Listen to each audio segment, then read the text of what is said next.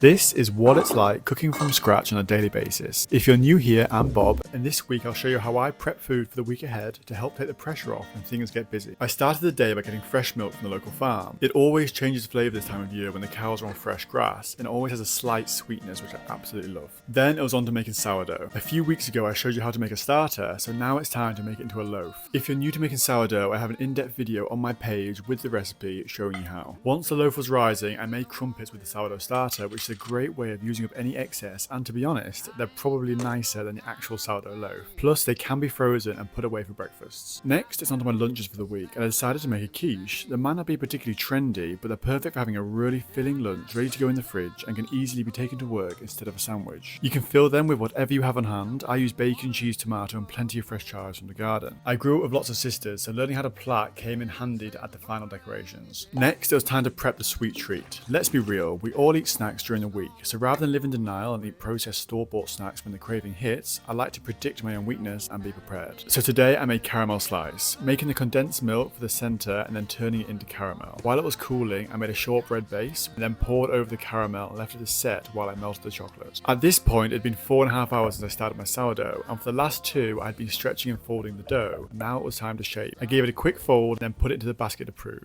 Having fresh bread is one of the huge pleasures of home cooking, so while I waited, I made some flatbreads which can be frozen and are perfect for lunches and dinners. Once the caramel had set, it was time to add the chocolate and also take the quiche out of the oven, which had been cooking for half an hour. Argers can be a bit unpredictable sometimes, so I almost burnt the quiche, but I caught it just in time. Now to cook the bread. I cut the baking parchment into a funny shape to give it a handle so I could lower it into the hot cast iron. Then, after 10 minutes of cooking, I took it out to cut deeper into it to open it up. Then it's back into the oven for 20 minutes and it's done. This wholemeal loaf can be eaten fresh or put straight in the freezer. Then finally, I realised I had lots of nice bits prepared but no main meal. So for this week's dinner prep, I made chicken noodle soup. I don't often eat chicken as it's hard to find birds that have been reared well and had a good life, but it does exist, and when I do find some, I want to use as much of it as possible, and boiling it whole makes a lovely rich stock. I like to add lots of sweet corn and fresh greens, and I think every time I've made it, it's been slightly different. And of course, herbs. This is where arrogance gets you. It would have been easier to turn the sprinklers off, but I stupidly thought I could make it. Chives, turmeric, and lots of fresh chili give the soup a good kick, and all that's missing is add the chicken back in and make up the pasta. I made pasta diamonds to replace the noodles in this soup, but I made them far too big, and when they expanded, the soup was crowded with them. But like I always say, cooking is about how to fix your mistakes, not just trying to avoid them, as they will always happen. And luckily, I got away with it this time. And all that was left to do for the day was to try the caramel slice. So that's a full day in my kitchen. Follow along if you wanted to cook more from scratch meals in your own.